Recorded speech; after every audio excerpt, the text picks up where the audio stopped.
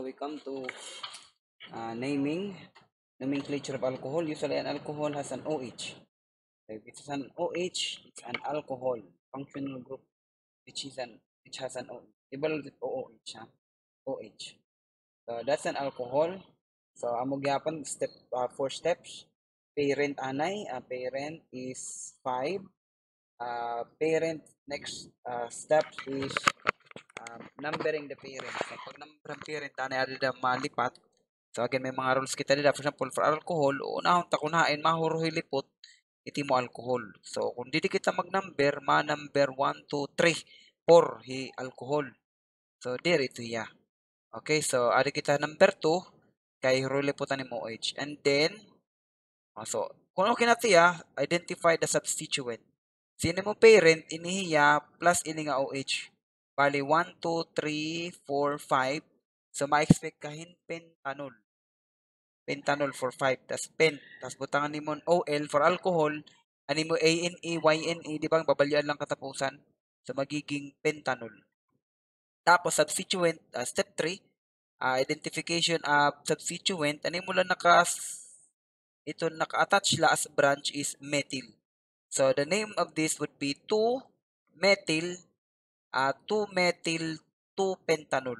Kani mo OH, ibubutang mo kung diin hiya nag-OH. So, pentanol. I think pwede niyan bago nga pentan tapos dash 2-ol.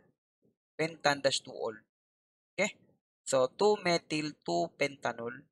Tapos, ang bago is 2-methyl pentan dash 2-ol. So, kakaraw tayo nga duha because both of these are ayupak. Adilaan por bago.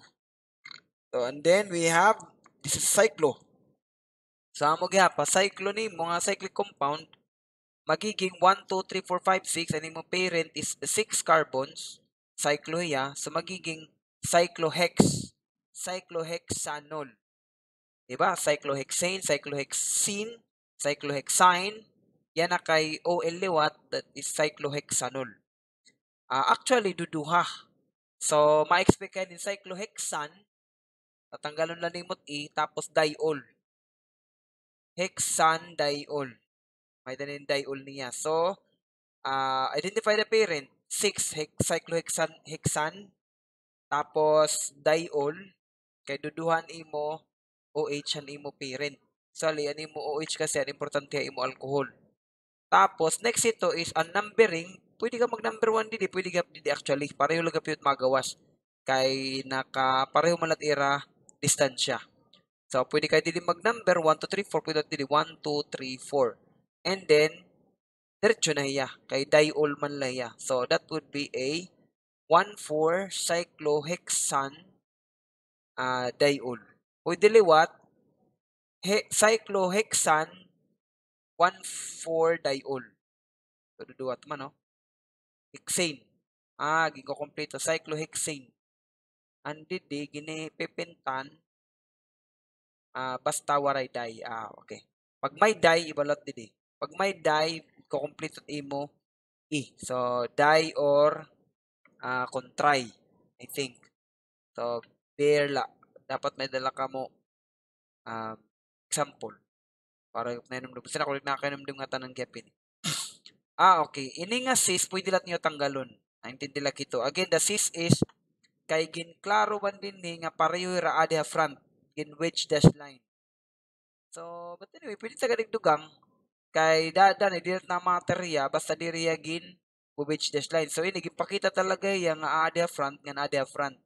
So, I think it's important. That's why you have to add the cis. Now, kung adto niya luyo, adi nga broken line, magiging trans. Okay, ito nga cis 1,4 cyclohexane diol. Tapos, ang diliwat, ang bago, karawat gapin ni, cis cyclohexane 1,4 diol. Ade. So, this one is an aromatic ring, benzene niya. Tapos, adi 1, 2, 3, 4. Adi 1, 2, 3, 4, 5, 6. So, actually, pwede ni mo parent ni benzene, pwede liwatin open chain because alcohol, okay. Alcohol is higher than your benzene, so your priority is alcohol, OH. So anyway, substituent lang niya. Ano to benzene pag substituent? Ah, ah, vinyl man siguro. Diluted table. Anyway, I can't memorize also. So, and then 1, 2, ada number 2 ni mo all.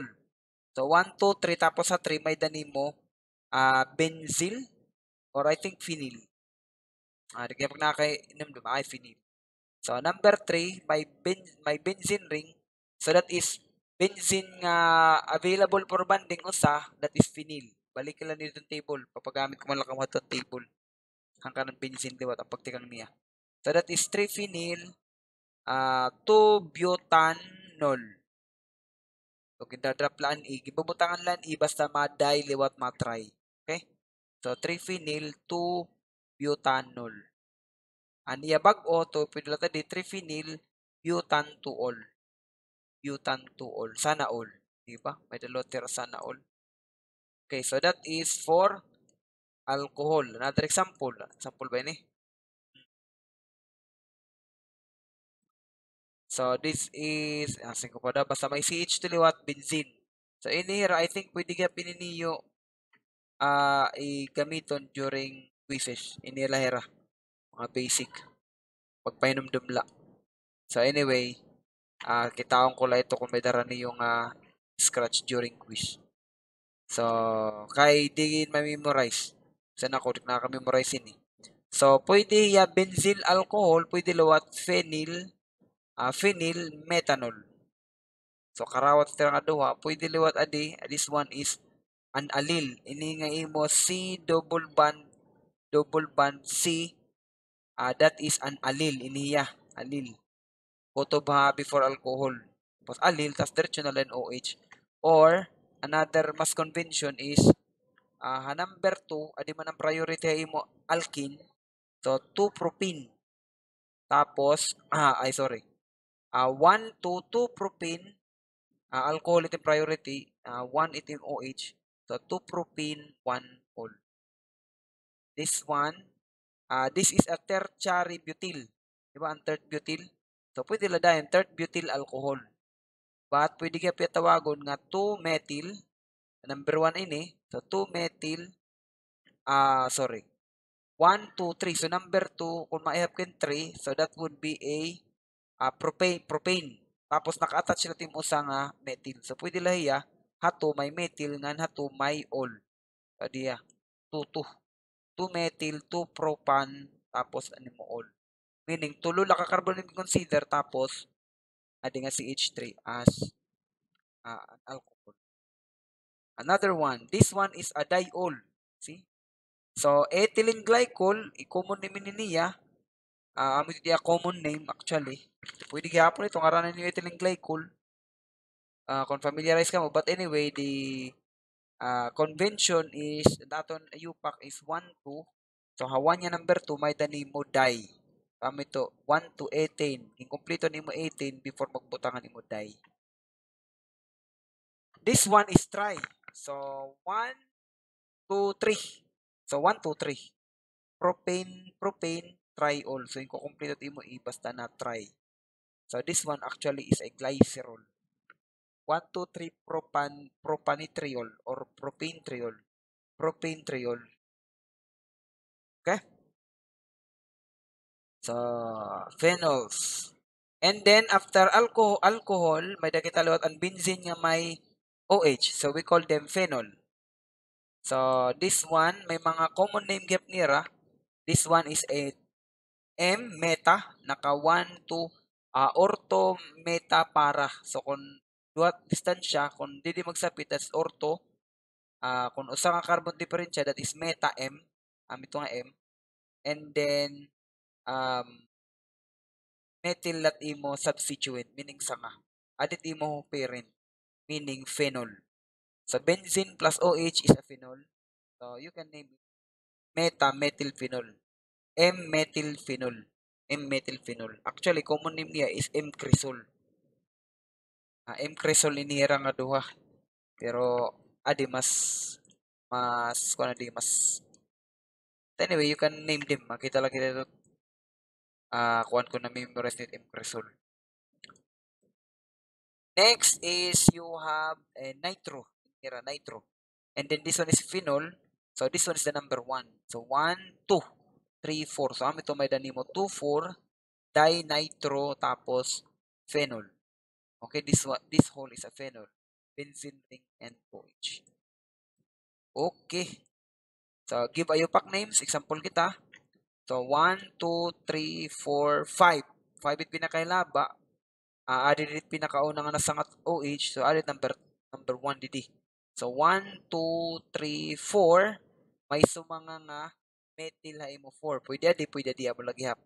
So I think the name for this is 1, 2, 3, 4, 5. Sorry, 5 nga. 1, 2, 3, 4, 5. 5 methyl. 1, 2, 3, 4, 5. Tapos 6 iti mo pinakailaba. That is the family. The parent chain is hexane diol. Hexane diol ito nimo parent. Part 2 is numbering, hindi kita matikang, so okay na part 1, part 2, and then step 3 is identify the substituent. You have methyl on the 5, and then name them as a whole. So maging niya is 5 methyl 2 4 hexane diol. 2,4 hexane diol. Okay? So that's how you name it. Another one. This one is a benzene. Pero added it MOH, solid priority. So 1, number 2, may sumanga nga OH. So added mo parent 1, 2, 3, 4. So ha number 2, may dani mo sumanga nga CH3 methyl. Nga na 1, 2, 3, 4. Ha number 4, may dani mo phenyl. So pwede nit pangaran phenyl versus methyl, mauunat methyl. So masering ka 2 methyl 4 phenyl 1, 2, 3, 4, that is butanol. 2 butanol. Yes. So may ngaran nini is 1, 2, 3, 4. Una itong phenyl kay una it methyl ngayon, methyl. So 1, 2 methyl, tapos 1, 2, 3, 4 phenyl. 4 phenyl, tapos 2 butanol. 2 butanol. Mabot ang kitang butane kung magdaday. So 2 butanol. That's the name for letter B. How about for letter C? This is a cyclo. Di rin ni benzene ring ha. This is a cyclo. Kaya lang may OH niya. So the parent would be this cyclo and this OH. So that would be hex for 6. Cyclohexanol. May daka na parent. Part 1 is identifying the parent. You have already cyclohexanol. And then may dani mo 1, 2, 3, 4, 4 methyl. So masing kayo to 4, 4. The whole name would be 4,4 dimethyl cyclohexanol. 4,4 dimethyl cyclohexanol. Okay? Need not to specify the OH nga side. Nga 1.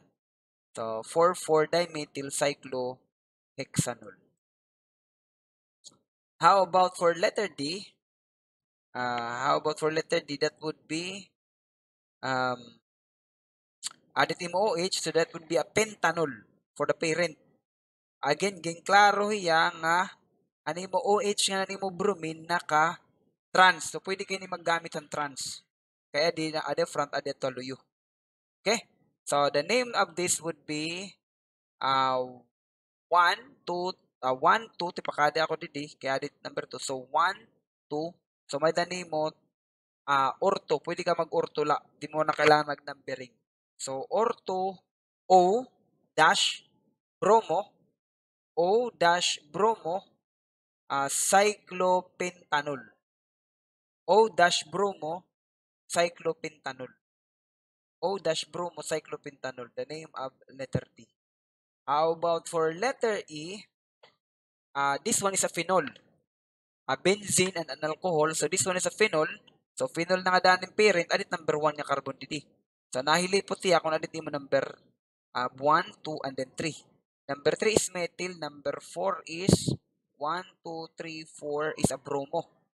So number 4 ay bromo. Kaya lang ang pag ngaran liwat, mauuna ay bromo kaysa methyl. So may ngaran nini is 4-bromo, 3-methyl-methylphenol. 3-methylphenol. Okay? So, again, name of this would be 1, 2, 3, 4-bromo, 3-methylphenol. Diretso. 4-bromo, 3-methylphenol. How about for letter F? This one is an alkene, cycloalkene, cycloalkinol. Alkene. So this is pent, 5. So pentene. Pentinol.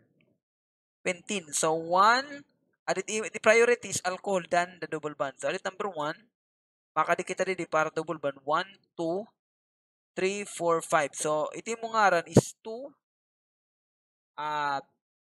2 cyclopentinol. Diretso. Cyclopentinol. 2-cyclopentinol. Okay? So I guess I have to cut it. Kotok titi. Thank you guys for listening. Shift